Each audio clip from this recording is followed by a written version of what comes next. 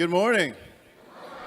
So a few of us from the North Carolina areas and really from all over the world, we traveled to Panama and we got back on Tuesday early in the morning, and we brought a Panameño with us. So he's got a message and I'm going to interpret for him. Hola, mi gente. He says, hello, my people. Saludos desde Panama. He says, greetings from Panama. That's all I got.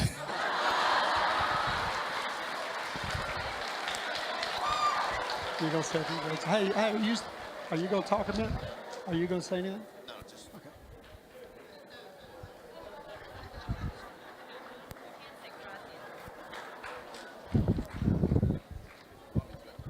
Yeah. Don't want to forget that. Good morning. It's great to see everyone. Amazing time of worship. Great to be home. Hadn't been here in a while, so I'll share more about that in just a minute. Let me introduce a couple of folks to you this morning. I'm not sure if everyone is here, but Glenn Berry was baptized here recently. Where's Glenn? I know he's here. Let me get him to stand up. There's Glenn right there. Welcome, Glenn, guys.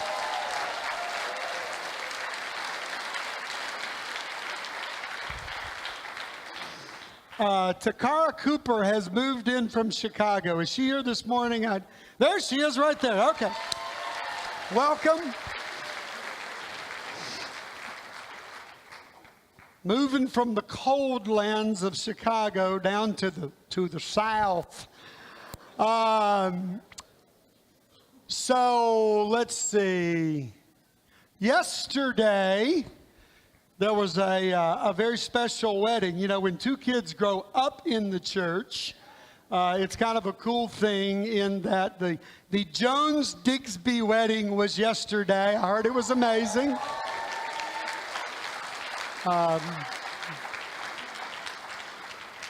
Some of us had to be at a funeral. That's life in the kingdom, right? Some were here, some were there. I'll share a little bit more about that in a minute. So I'm not even going to really call this a sermon today. I'm going to share some things with you that more or less are really just my thoughts and some things that I want to share with you. In the last several weeks, I've been to meeting after meeting after meeting.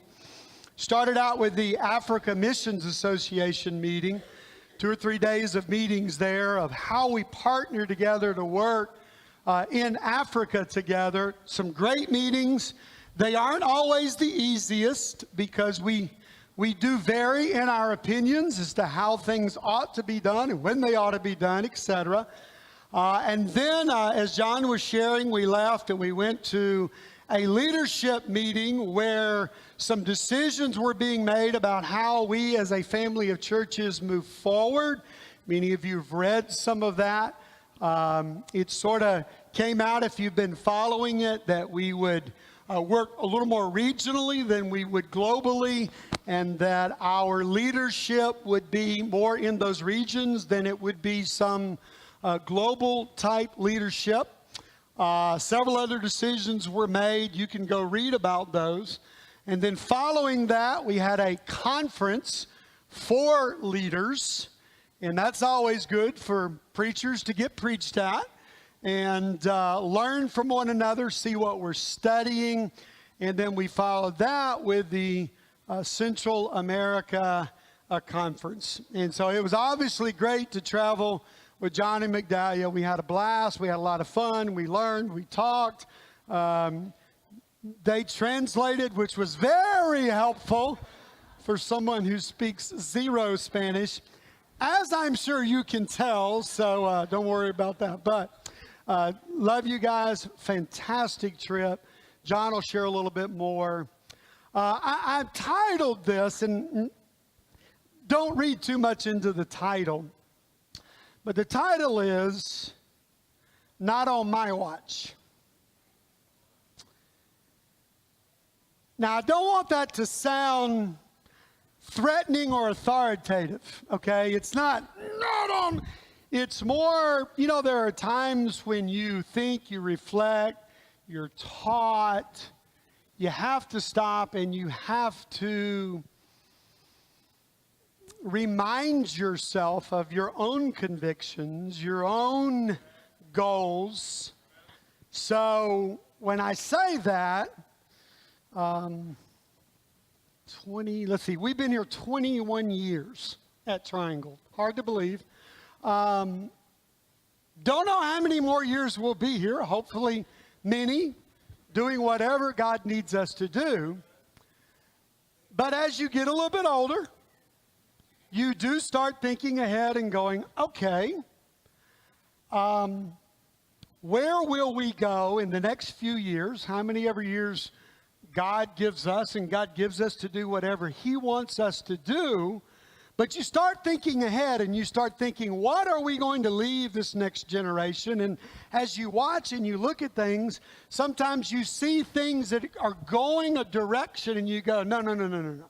That's not what we started out doing, and we're not going there, not on my watch.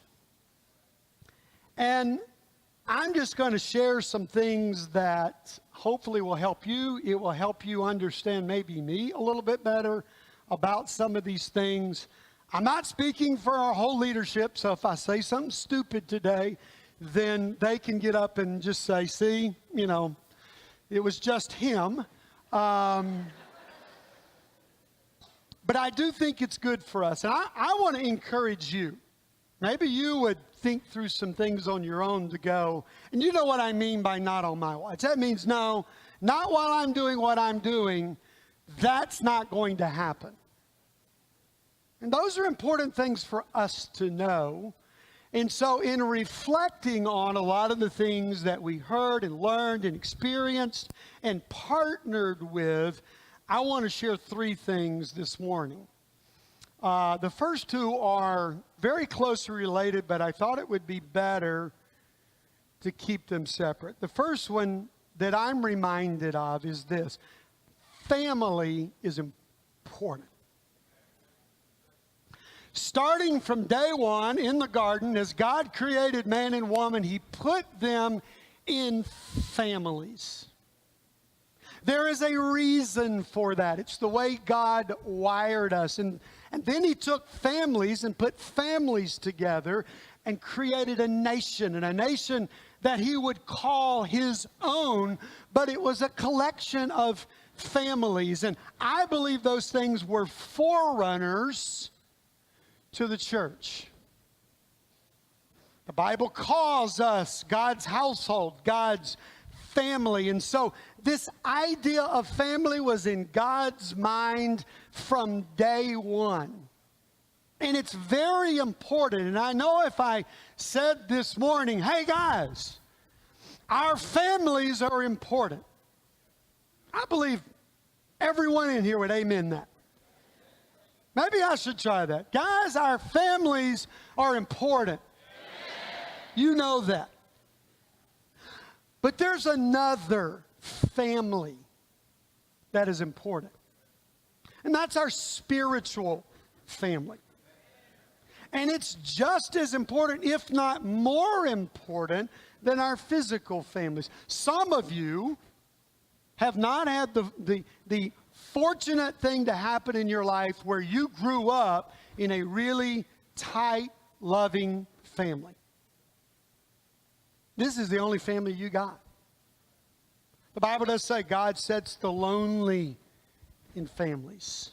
God cares. And so I want us this morning, though, as I return from all the meetings I've been in, one of the things that is on my heart is family is important. And we have a church family that we are a part of. And we need to treasure that and value that. A little bit of history for Lynn and I. We've been in ministry about 35 years, for me anyway.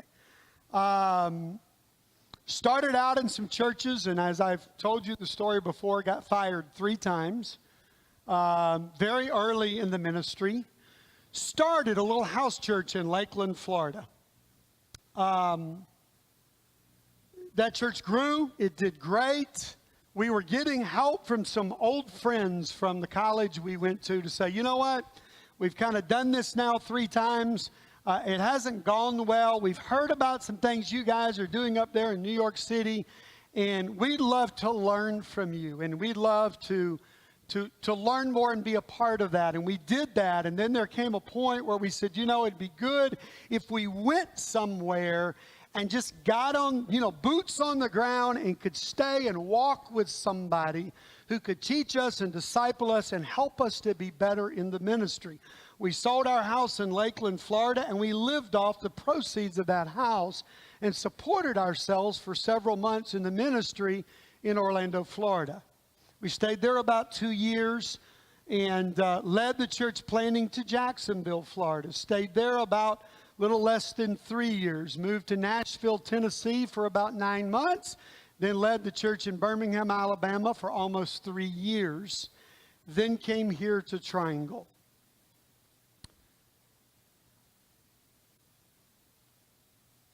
We did all of that for a reason.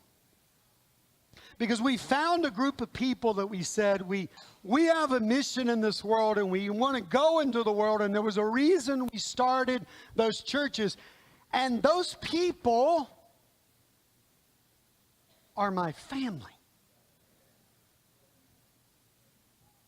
Now, I know where some of you may go in your mind right now. Be careful with that. We're gonna talk about enlarging our family in a little bit. But right now, I want you to know family means something. And if you know much about family, you know that in family you stick together.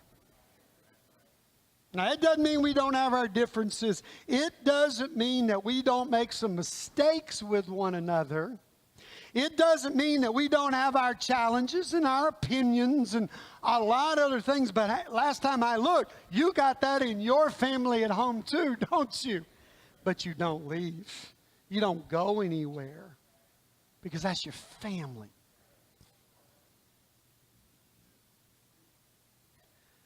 When I think about our family of churches, how churches have been planted literally around the world, and I've had the privilege of doing that a couple of times, I'm always going to be family with Orlando and Jacksonville and Nashville and Birmingham because that's where we were. But we've got family way beyond that. But I wonder how much we treasure that family. So yesterday, it's going to sound odd, but a funny thing happened at the funeral. We were there for Willie Lee Crawford's funeral. That's Linda Cox's dad. And let me just say a word here. See, Ron has lost 2 brothers, and Linda's lost both her parents in the last, several months.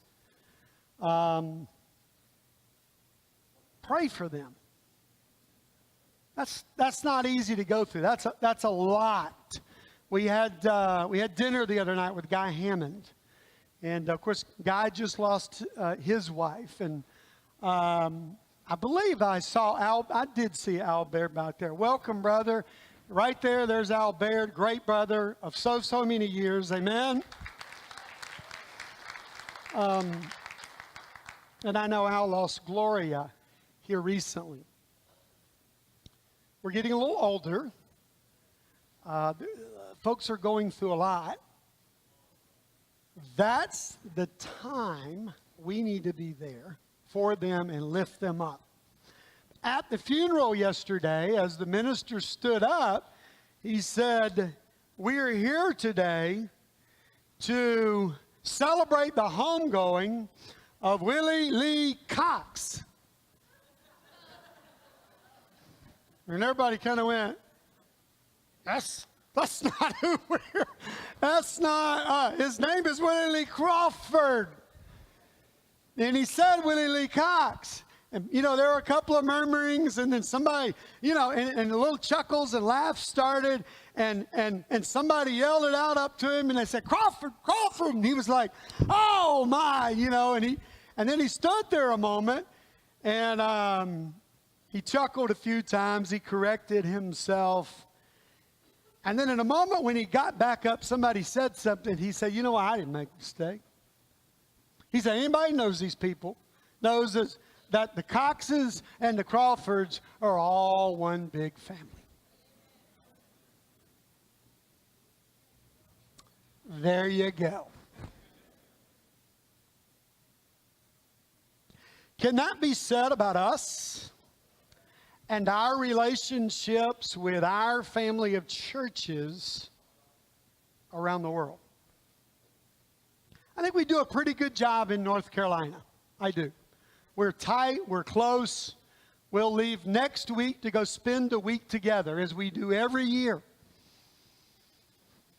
Family is important. And this is our family. One of the convictions I have is that we need to be better family members, particularly outside of North Carolina. Triangle Church needs to do a better job of being better family members, because we are family. We started this together. We're going to finish it as family. Secondly, here's something I saw in action that I think is very important to tie in with that, and that is this. Structure doesn't create unity. It can only serve it. One of the things that a lot of us did in preparing for these meetings is to study through Acts chapter 15. If you hadn't done that lately, do it. Now, I've told you before, I don't particularly like the little heading that the NIV puts on it, the Council at Jerusalem. I just don't think it embodies what's going on there. I call it the hard work of relationship building. And anybody that's done any of this, if you've done it in your home or your house church, and by the way, your house church is your family. So what was said about the Crawfords and the Coxes, can that be said about your house church? Oh, you can call them anything you want because they're all one big family. Does that describe your house church? So in studying through Acts 15, you see, boy, there's some central issues, but you see brothers come together and they work it out and they're unified, and then comes even more hard work because Paul and Barnabas get into this sharp disagreement and they kind of part their ways and they work it out later. And all I'm saying there is this.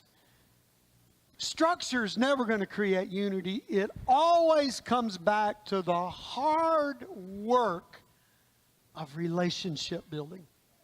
And it's going to be the same thing in your house church. You can set it all up. You got the time when you're going to meet. You got the leader of your house church. It doesn't matter. You're going to have to do the hard work of relationship building. The meetings of the last few days, and when we got back, that's one of the things I said, boy, you know what? Staying family and working together is hard work because we're people. And in any of that hard work, there's always got to be give and take. Now, as I've said before, leaders are known to have a few opinions. But we have to find ways to have give and take. You want to read a great story about that? Keep following Acts 15. When Paul and Barnabas split up, Paul takes who? Come on, you guys, I know you know your Bible better than that. Who takes Timothy? Paul, right?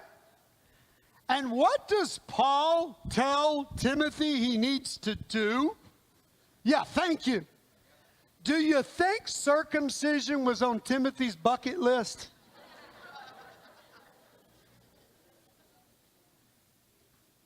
See how this works? Yeah, but because of the people we're going to, bro, this is going to be better. There's give and take. You know that in a marriage, right? You know that works in a church, and it works in the kingdom as well. And it's why we have to continue the hard work. And I know some of you may scratch your head at times and go, boy, you've been to an awful lot of meetings. Is that necessary? Yeah, it is. It's the hard work of building a relationship.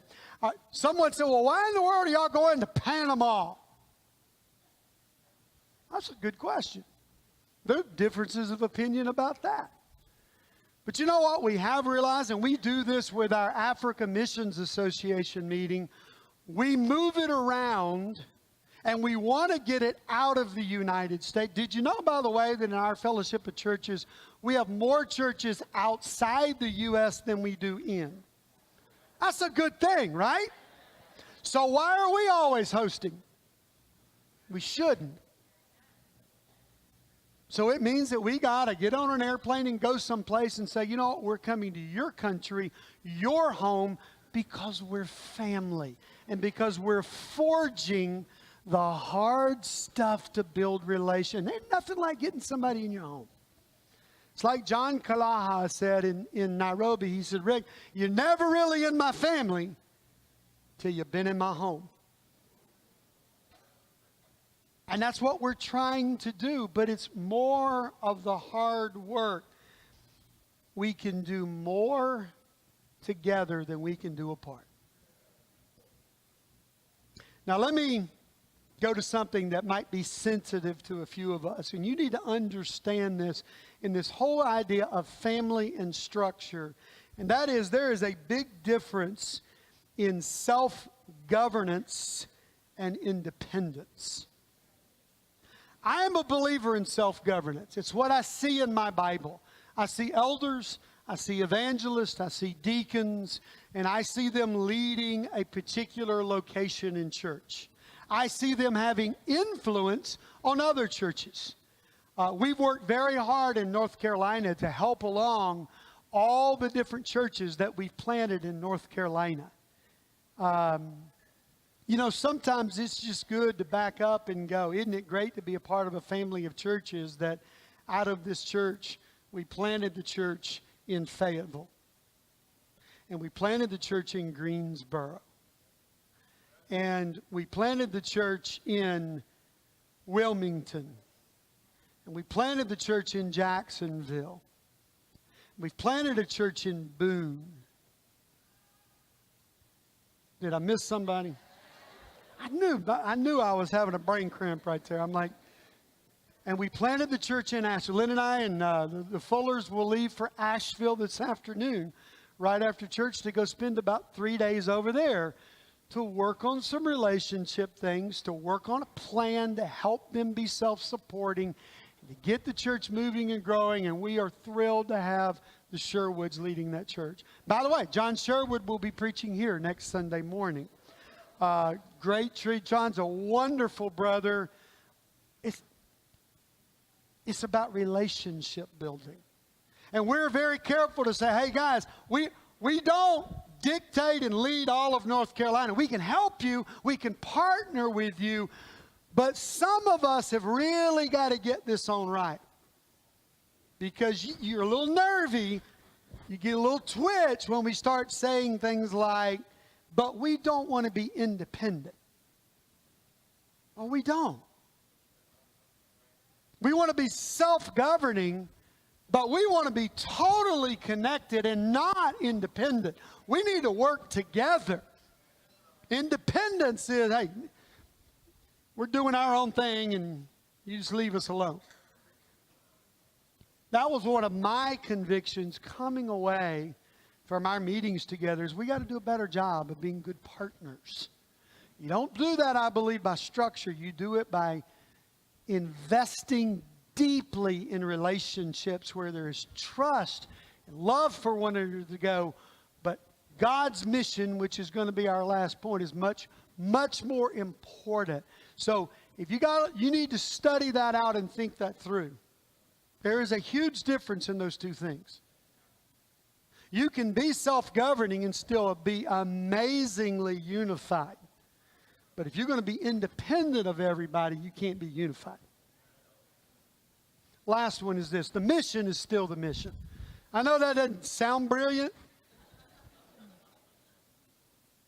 But if there's anything I left with, I go, you know what? A lot of this stuff at the end of the day, I won't say it doesn't matter.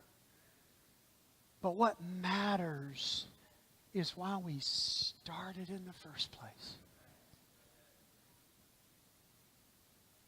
Now, let me throw something out there to you, just so you know I'm not trying to be exclusive here. I grew up in the traditional churches of Christ. That's what we would call it. It's where my family is. They don't mind that terminology. They understand it. We have a common heritage, and a common heritage with the Christian church as well.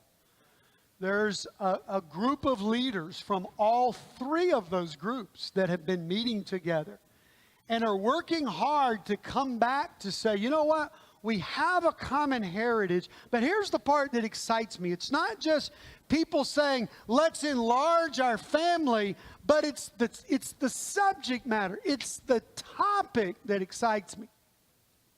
Because it's all about discipleship. Folks in the traditional churches of Christ, in our family of churches, and in the Christian church going, guys, we need to forget about a lot of this other stuff. It's about making disciples of Jesus. Now let's see where we can partner, work together, how we can learn from one another. And I am all for that. Let's build bridges and expand our family. But I also know the family I'm working with and have helped plant churches around the world, we've got to invest there. And we've got to be tight with that family and remember the whole reason that family started in the first place is to carry out a mission. I reject stay home and take care of yourself. I need a little bit bigger amen on that. The last time I looked, my Bible says, go into all the world. It doesn't say, you know what, we're just going to sit here at Triangle. We'll try to help the churches in North Carolina out a little bit. We're going to be nicey, and we're going to kind of take care of our own people. No. The mission's still the mission. If you got a Bible, you may want to turn over and look at this verse. It's in Matthew chapter 17, verse 20. You're going to know the story. Jesus' disciples had failed. And Jesus gives them a little lesson. And you're familiar with what he says about having the kind of faith that can move a mountain, right? I mean, we sing songs about it. And you pretty much probably know that story. But there's an interesting little piece of that story I think we miss sometimes. And I think it's intentional. I think there's something to it. Because what does Jesus tell them to do? Just read it. What's the first sentence when he starts telling them what to do? He said, if you have the faith of even this little old mustard seed, do what? Say to this mountain. You ever thought about that? When's the last time you went and talked to a mountain? You'd been over to Grandfather Mountain that day and you stood there and had a conversation with the mountain. No. You know the first thing in solving a problem, sometimes you have to speak to the problem. I don't know what your mountain is this morning, but I know this. If you won't speak about it, if you won't bring it out in the open, if you won't look at it and speak to that mountain, it's going to stay there. But Jesus said, if you speak to the mountain, it'll go away. It'll throw itself into the sea. You know what our biggest problem sometimes is? We won't say nothing. Thank you, brother. Was that George? Who was that? I recognize that voice. I thought that was George. How many of us are sitting here this morning? And our biggest problem is we won't speak to the problem.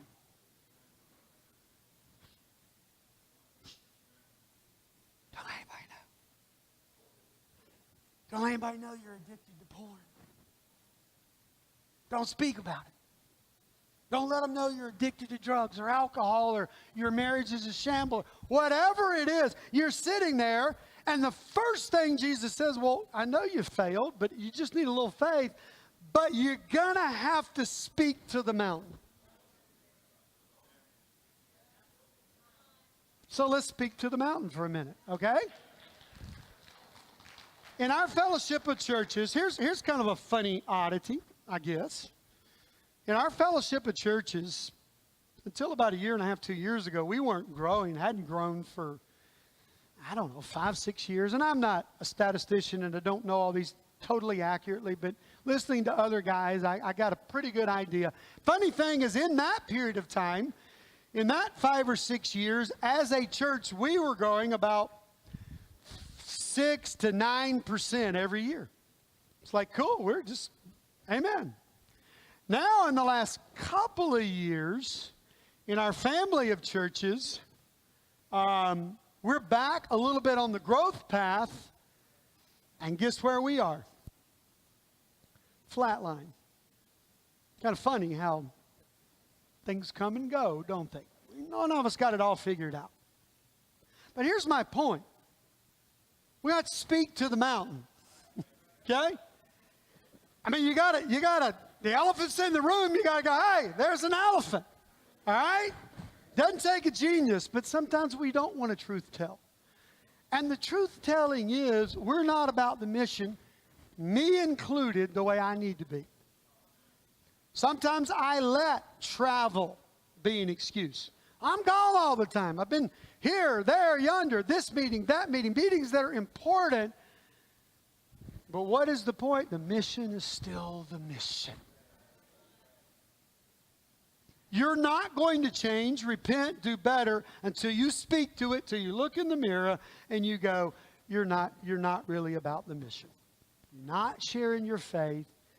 It's been so long since you studied the Bible with somebody, or so long since you helped somebody know what it really means to be a disciple of Jesus and watch them be born again and enjoying that.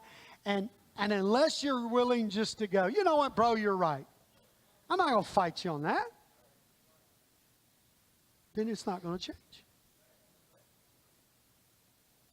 But when you're willing to speak to the mountain, and that's what Jesus said, it doesn't take a whole lot, because then you call on God to act. It's not about you. God will move that mountain into the ocean, not you. Now be real careful here. We're not talking about name it and claim it theology. You follow me there? That's some really bad theology. If you think all you got to do, name it and claim it, I'm going to ask you to do something this afternoon. I'm going to ask you to go down to the grocery store, to the thing. You following me again, boy. He's ahead of me today. And you buy me a lottery ticket, okay? Because that thing's up to about $500 million. All right? What did he just say? Did he just quote the exact amount?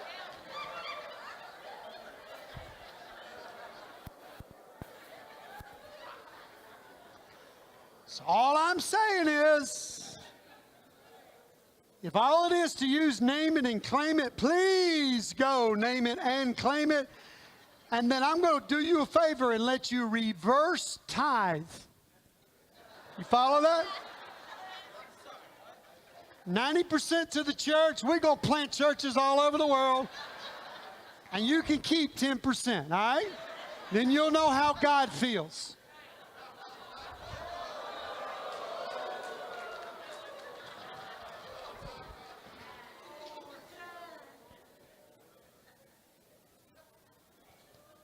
The mission is still the mission. What is the mountain that you need to call out to and say, God, with your power, we're going to throw that thing into the sea. God, with your power, we're going to get this thing growing again. We're not afraid to say it's been flatlined for about 2 years now. I don't think anybody thinks that's I don't think that's what you signed up for, is it? That's certainly not what I signed up for. Not on my watch. I'm not going to finish up life and go down going, boy, we had a good day back in...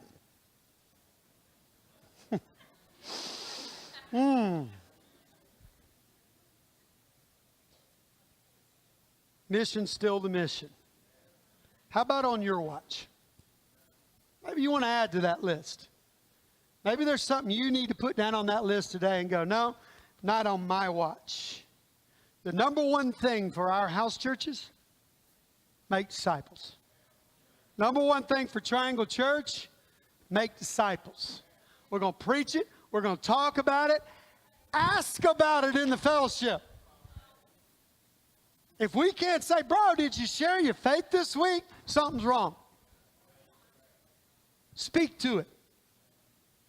Because the mission is still the mission. Hey, on my watch, family is important, guys. Build it in your house churches. Structure, can be helpful, but it'll only serve unity. Unity comes by hard work. We got to get into our house churches and put the time and the effort into the hard work. Be afraid to speak to the mountain. And by the way, if that mountain's in your house church, and that mountain is looking at somebody and saying, bro, if we're going to put in the hard work to have deep relationships, you got to be here. You got to be here all the time. Say it. Do the hard work. Let's be about the mission. Amen.